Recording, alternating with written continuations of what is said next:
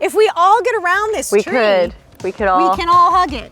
Here, where's your hand? I'm right here. Okay. Kissimmee, the big, bold heart of Florida. You've probably heard of it, but have you ever really experienced it? Connected with it? Come take a leap with us, because together we'll see, learn, and taste our way through what makes this place so unique. Every episode is a new adventure. Today, I'm meeting up with Ami Vitale to get a new perspective on photography and conservation. I'm your host, Jem Bonner, and this is the Kissimmee Experience.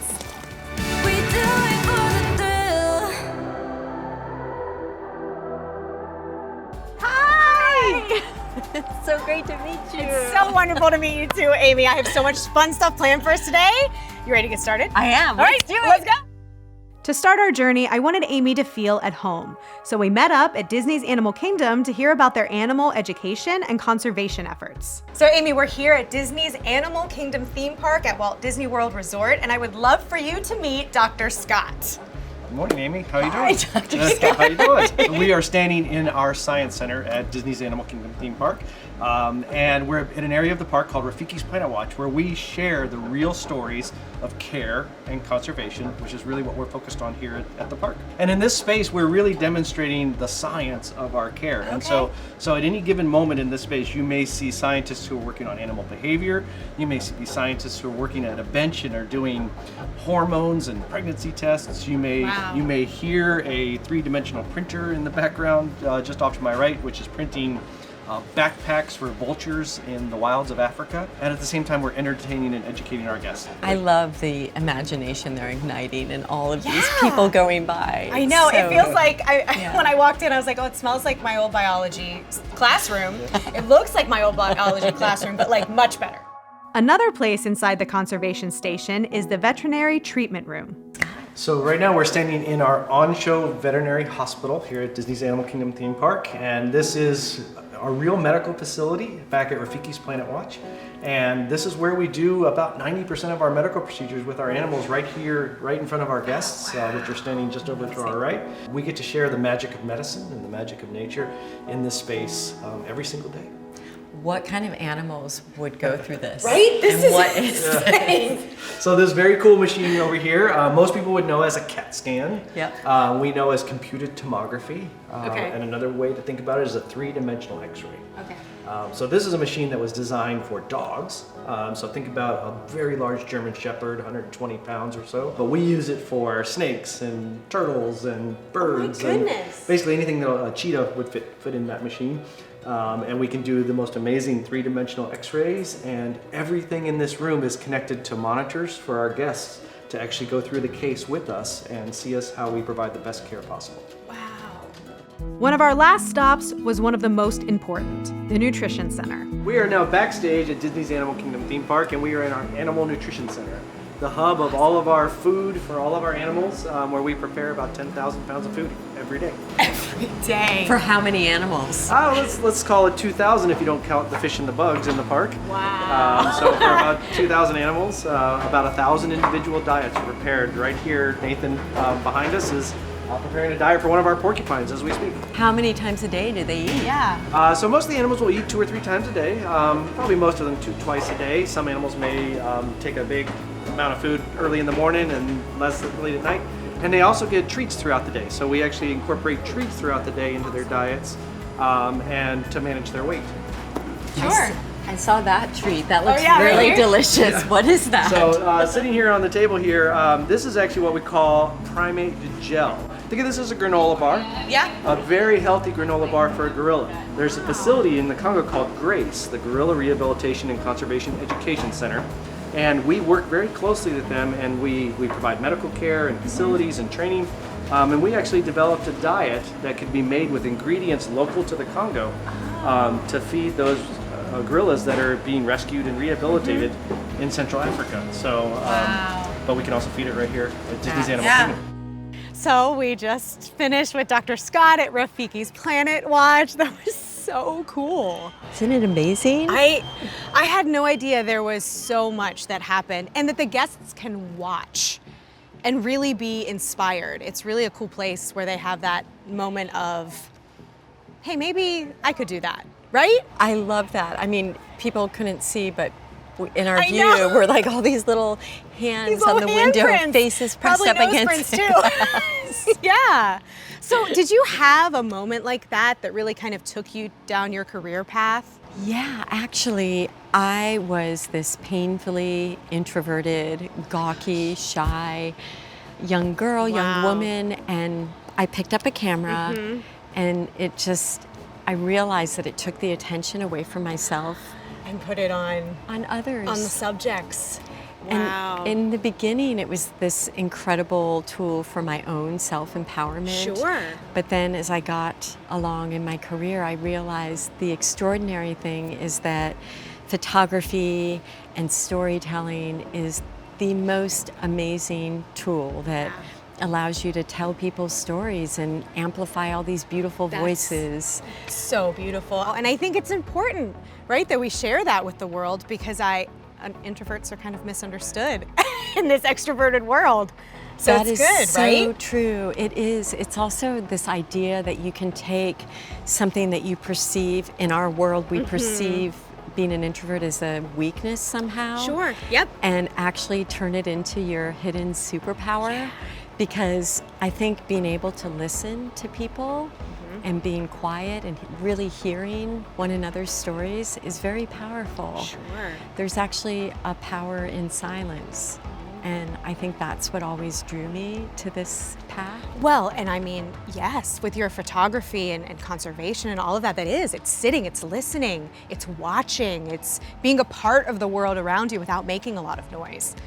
And then also understanding that there's this beautiful universal language in visual stories. Oh, yeah. They transcend, it doesn't matter who you are, what language you speak, where you come from, what religion you have. Right. You know, you can look at images and immediately understand those universal truths. Yeah. And there's something about that captured my heart and made me realize, like, this is what I want to do. How old were you when that happened? Do you remember? Yeah, I was Or a about- teenager. Teenager? I was Yeah. a teenager when it all started, and I never knew that there was a career path in this. Sure. It That's took- how I felt too. Yes. It's like, oh, because it's not a straight line. No. Right? And we all it's windy paths, and you know, there's not one way in. And also, I believe we all have a voice, and there's a role for all of us, particularly when it comes to the natural world. We need more advocates for wild animals, for natural spaces. I just want to encourage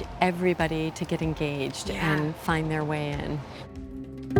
To recharge both of the introverts on this journey, I thought we could spend some beautiful time at a beautiful place.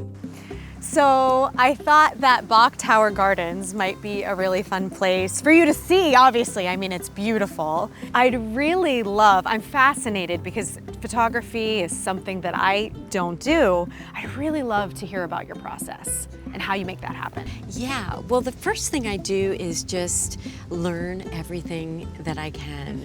And then also, once I get to a place, I realize that it's important to do all your research, but there's a danger in thinking you know everything. So Sure. I really never assume anything and try to let people guide me and be open to lots of perspectives. And really, that's where being an introvert is such an ideal thing to be as a storyteller, because you can really hear people and listen to people, and I do that. I let people show me and guide me, and then I think slowing down is really important. I think I give myself a little extra time to let people take me to places, and I think even when you're traveling to a new place, it's nice when you meet somebody for the first time to try to go back and visit them a second time.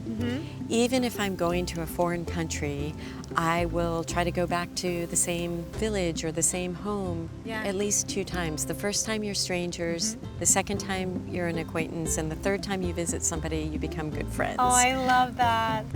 Sometimes it's just really wonderful to just feel where you are. And even listening and being quiet. Yeah. But It's a good place. I think it's a good place to do that.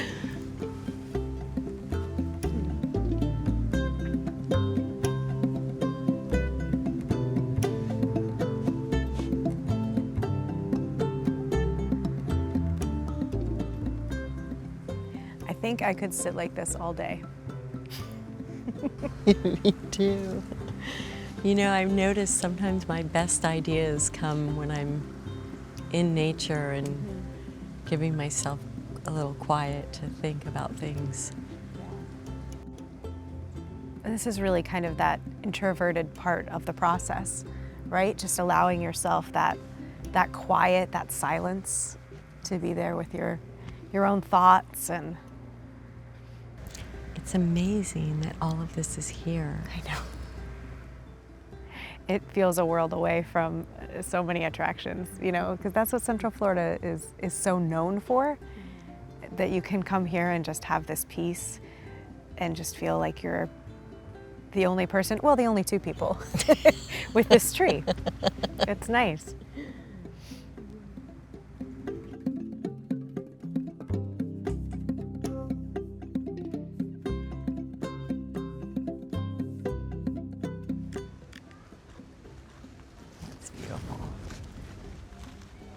There's some storks up there. Oh my gosh. So what is this tower? It's called a singing tower. Uh-huh. Oh, there it's So yeah, so it's a musical instrument. So someone goes in and there are bells of all different sizes, and they all play different tones and stuff.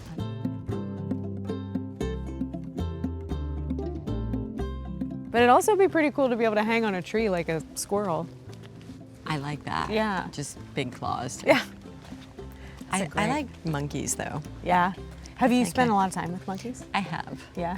They've stolen a lot. I stay in a tent and they would break in, and they loved stealing my toothbrush. You were So I lost a lot of toothbrushes. That's funny. Did you ever see them inspected or anything? Or? No, but I did see, I was once staying in an open place and they had a big mirror so that wildlife would just come in. And Yeah. one day I took a nap in the middle of the day and I woke up and a monkey was looking, I have a video of it, looking in the mirror, looking at itself. Gosh. I feel like all my best lessons came from studying animals' behavior, and it actually helps you understand humans a lot too. Yeah. Just all the important things like going slowly, not rushing in, giving people space, like all the same things you do to the animals. get trust of animals is Yep. exactly the same. Yeah. At the end of our journey, what started as a stroll alongside Shingle Creek turned into a spontaneous kayaking excursion. So we're here at the paddling center at Shingle Creek, which are actually the headwaters of the Everglades, which I thought would be fun because originally you're from South Florida. But we also talked a lot today about being courageous and, you know, doing things that make us uncomfortable. So we're going to kayak because that makes me very uncomfortable, but we're gonna overcome it together. I'm so amazed by you. This is great. But can we talk about, I think it's so interesting to really think about what actually makes you afraid, and then, That's like how you move past it. you move through it that way, because Sure. What's your fear here? I don't know the specific fear other than I've just not been around water a lot in my life. So it's big. There's a lot of things underneath I can't see. So, but I think for me, it's just more about the unknown, which on dry land, I'm usually really cool about. But out here, just makes me a little anxious, a little nervous. So we're gonna overcome I'm gonna it. hug you. Okay. This is gonna be great.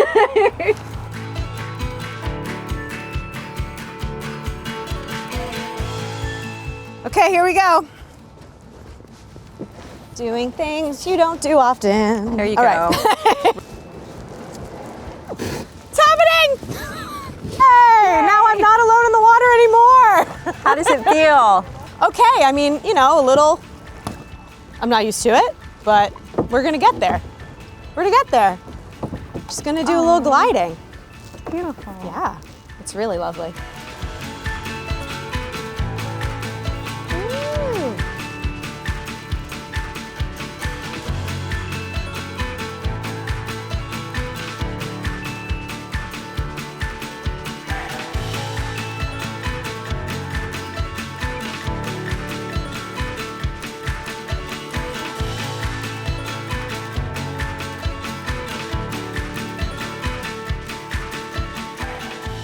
Do you think the experience was better because you had a little fear? Did it make it better now at the end?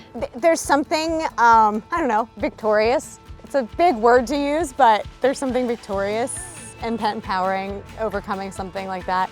As little, as irrational as whatever it is. No, but it's real. It's real, exactly. And I think that sometimes we, like we talked about earlier, it's easy just to brush over them and not do things.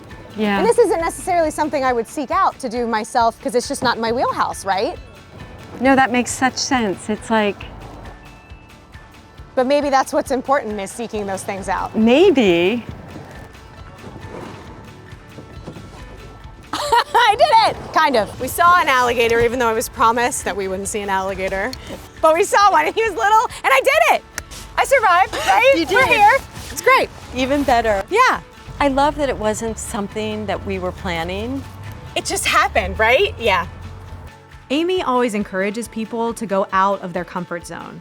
I was definitely out of mine, and it's sure to be something I'll never forget. Okay, so I have one more question before we kind of end our adventure. When you leave this place, when this is all done, what is something that you want to leave behind? Oh, I love that question. Thank you. It would definitely be to embrace all the things that scare you the most, because, I mean, you felt it today. Yeah, it's like, I sure did. It's always the things that make us a little bit uncomfortable or even feel terrifying in our heads.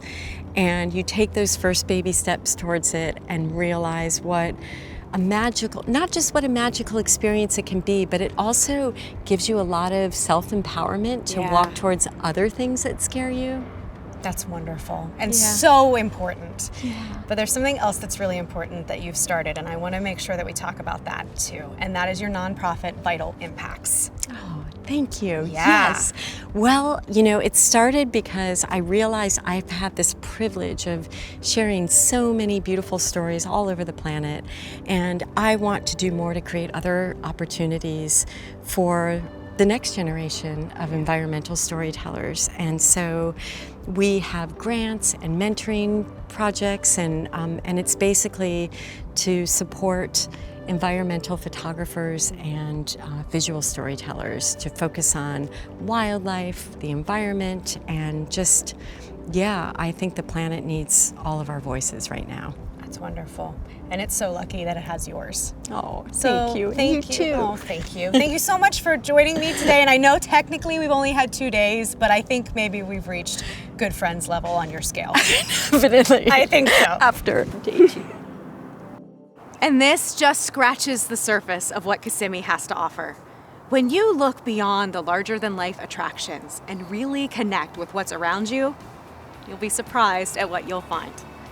Animal conservation efforts, serene gardens, and even getting out of our comfort zone. Well, at least mine. So remember, always make time to experience Kissimmee. I'm Jem Bonner, and I'll see you around. We do it.